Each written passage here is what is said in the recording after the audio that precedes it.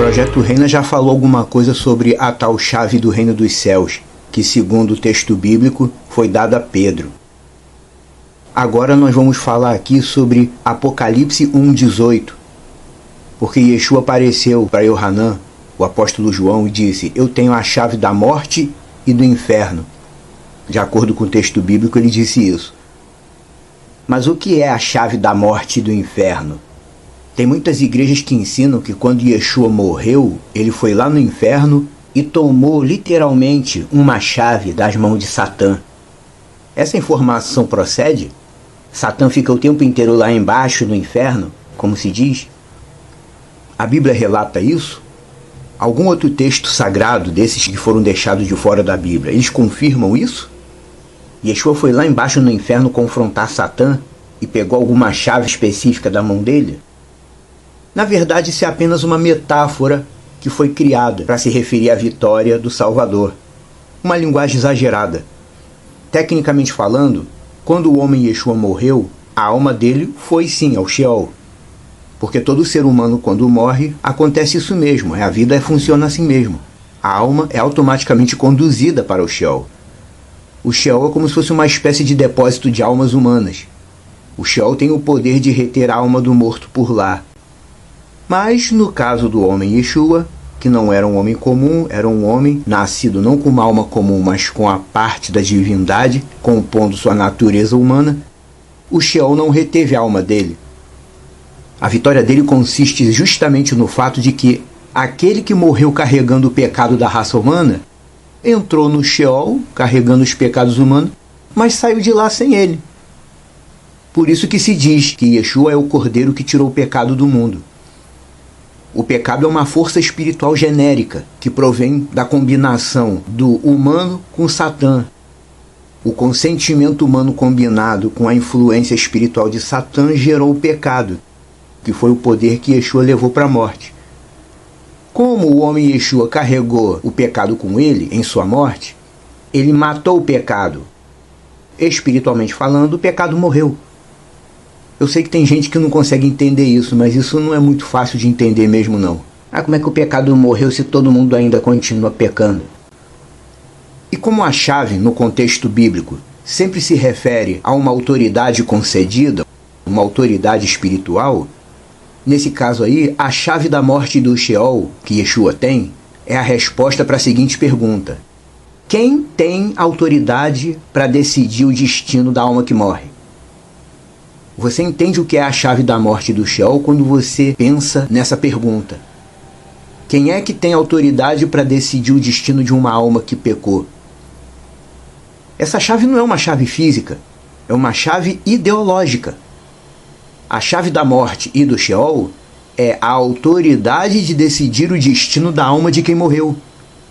Yeshua tem autoridade para decidir o destino da alma de alguém que acabou de morrer. Porque se morreu fora da lei dele, está fora. Está excluído da eternidade. Da eternidade com Yah Tsevaot, Deus Criador. Antes de Yeshua conquistar seu mérito na Zequifa, no madeiro, essa chave, por assim dizer, estava com quem? Essa é fácil de responder. A chave da morte pertencia a Satã. Não, nada disso. Essa chave, essa autoridade de decidir o fim de quem morre no pecado, nunca foi de Satã. A chave da morte sempre esteve com o Yah Tsevaot, o Deus Criador, Deus Pai. Yah nunca passou essa autoridade para ninguém, muito menos para Satã. Satã tinha, sim, a autoridade concedida a Yah para acusar aquele que vive debaixo do pecado. Quem vive debaixo do pecado pertence a Satã. Satã pode acusar. A chave da morte sempre esteve com o Deus Eterno, nunca pertenceu a Satã. Eu nunca ouvi uma igreja evangélica dizer isso, mas biblicamente é assim que funciona. Porque a chave da morte pertencia ao diabo. Não existe isso. A chave da morte sempre esteve com o Deus Criador. Sempre foi ele que decidiu o destino da alma que morre. Tanto que ele diz no texto de Ezequiel: a alma do pai é minha, a do filho também é minha. A alma que pecar, essa morrerá. A chave da morte sempre esteve com o Deus Criador. Não podemos esquecer que, lá nos tempos antigos, desde os tempos antigos, a própria letra da Torá já definia o demérito humano. Quem peca merece morrer. porque Yah é santo e ele não criou ninguém para pecar. A ideia é simplesmente essa. Paulo escrevendo, disse: Mashiach, Yeshua, nos livrou da maldição da Torá. Ah, sei, a lei é maldita. Não, a lei é santa. Paulo escreveu aos Romanos e disse isso. A Torá é santa. Ah, mas o que quer dizer que ele nos livrou da maldição da Torá? Paulo, quando está dizendo que Yeshua nos livrou da maldição da Torá, ele não está dizendo que a Torá é maldita. Isso é um entendimento errado. Ele está dizendo que a Torá atribui condenação a quem vive debaixo do pecado. Yah é santo e a Torá é tão santa quanto ele, pois é feita da própria declaração que saiu da boca dele. Por isso, a maldição da Torá a qual Yeshua nos livrou é a afirmação de que todo mundo que vive no pecado merece a morte espiritual. Essa é a maldição que a Torá atribui. O fato de que todo mundo que vive no pecado merece morrer. Morrer no sentido espiritual, morrer de uma vez para sempre. Ficar afastado para sempre do Deus eterno. Essa é a maldição que a Torá atribui. Porque a Torá é santa. E para quem vive fora da santidade e vive mergulhado no pecado, a santidade de Deus atribui a maldição, que na verdade já pertence ao pecador por direito. A maldição que a Torá atribui é essa: a pessoa morre duas vezes. Morre fisicamente e depois ainda é afastado definitivamente do Deus eterno. Hebreus 2, 14 e 15 diz: Yeshua anulou aquele que tinha o poder da morte, ou seja, Satã. Aí a pessoa lê isso e entende errado: a Satã é que tinha a chave da morte. Como eu já disse, Satã nunca teve autoridade sobre quem morre. O que esse texto de Hebreus está dizendo é que antes de Yeshua concluir sua obra de salvação, o ser humano não tinha ninguém a quem recorrer para ser redimido. E como já vivia mesmo mergulhado debaixo da lei do pecado, Satã tinha autoridade para condenar quem já vivia errado. Ele reclamava a posse daquela alma porque já vivia direto no pecado mesmo sem considerar a lei de Deus, então já estava tudo em família. Satã tem todo o direito de condenar quem vive para ele. Será que você entende isso? Quem vive debaixo do pecado vive para Satã, vive por Satã, mesmo sem se dar conta disso. Mas depois que Yeshua concluiu sua tarefa de redenção e conquistou o mérito de redimir as pessoas, ele revogou a maldição da Torá. Ele não revogou a Torá, ele revogou a maldição que a Torá atribui, de que todo pecador merece morrer. Ao concluir sua atitude redentora, vemos no texto do Apocalipse Yah passando o comando da raça humana para Yeshua. O pai passou o comando para o filho. Como diz Yohanan, o apóstolo João, no texto do Apocalipse, ele viu na visão: tinha um sentado no trono e um cordeiro com a aparência de que tinha sido morto. Um sentado no trono é Yah, o Deus Pai. E Yeshua é o cordeiro com a aparência de que tinha sido morto. Assim que o cordeiro se aproximou do Deus Pai, pegou o rolo, o pergaminho escrito e selado, das mãos do Deus Pai, todos se curvaram diante dele. Certo? Era o Deus Yah quem decidia o fim dos pecadores. Sempre foi ele, nunca foi Satã. Mas depois que Yeshua pegou o rolo da mão dele, Yeshua recebeu essa chave da morte e do Sheol. A partir daí, Yah literalmente entregou a decisão de vida eterna e morte eterna apenas a Yeshua e a obra dele, e ao mérito dele. Yah entregou a chave da morte ao seu filho Yeshua, mas a chave sempre esteve com o Deus Pai. E a partir desse momento que o pai entrega a chave da morte para o filho, ninguém mais pode entrar na vida eterna se não for por meio dele.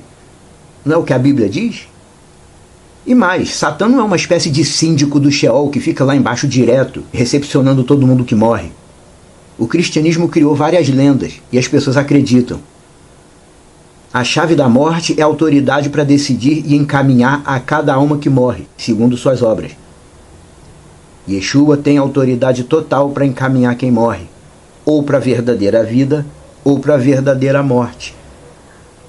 Ele já disse: ninguém vem ao Pai senão por mim. A autoridade está com ele. Existe uma lenda cristã, uma lenda católica, de que Yeshua teria tomado a chave da mão de Satã, aí abriu uma espécie de cela e levou as almas do justo para os céus. Uma alusão àquele versículo que diz: quando ele subiu, levou cativo o cativeiro. Na tradução literal, quando Yeshua subiu ao alto, ele capturou o cativeiro. O grande cativeiro do ser humano sempre foi o pecado. Espiritualmente falando, o ser humano merece morrer por ter acolhido o pecado. E, espiritualmente falando, quem vive debaixo da lei do pecado é um prisioneiro. Não é livre. As pessoas dizem, eu sou livre. Eu sou livre, eu sou livre. Adoram falar que são livres. Mas quem está debaixo do pecado não é livre. É prisioneiro. É escravo do pecado. Yeshua falou sobre isso. Quem vive debaixo da lei do pecado é escravo do pecado. Dizer que Yeshua capturou o cativeiro quer dizer que, tendo ele cumprido a conquista do seu mérito, ele passou a ter poder e controle sobre todas as forças espirituais que cativam espiritualmente o ser humano. Aquelas forças que têm ou teriam o poder de impedir o ser humano de ter acesso ao Deus eterno. Antes da vinda do Redentor, o acesso ao Deus vivo era muito mais restrito. Yah escolhia e tratava praticamente as pessoas de forma isolada. Mas a partir de Yeshua tem que ser tudo por meio de Yeshua. E ao retornar dos mortos, vencedor, Yeshua tomou posse daquilo que lhe era de direito. Ele tomou o controle de tudo aquilo que podia aprisionar o homem espiritualmente. Por isso que se diz que a chave está com ele. Ou melhor, por isso que ele mesmo diz que a chave está com ele. Agora eu tenho um recurso contra o pecado. Eu tenho o mérito de Yeshua. Quanto mais você se afina com os ensinamentos de Yeshua, quanto mais você se molda, se deixa moldar ao que ele ordena, quanto mais você lê o que ele disse e traz isso para a sua vida, mais ele te capacita a vencer o pecado que habita em você. Aquele religioso que frequenta a igreja há 10, 15, 20 anos e não consegue vencer pecado nenhum, é porque é aquele tipo de pessoa que não se entrega de corpo e alma, não se joga aos cuidados de Mashiach totalmente. O texto bíblico diz, lança sobre ele as tuas ansiedades porque ele tem cuidado de nós. Ah, mas eu não sei como fazer isso. Você faz isso se entregando e se dedicando ao que ele ordena. Até você começar a sentir que a sua vontade foi dominada pela vontade dele. Amém?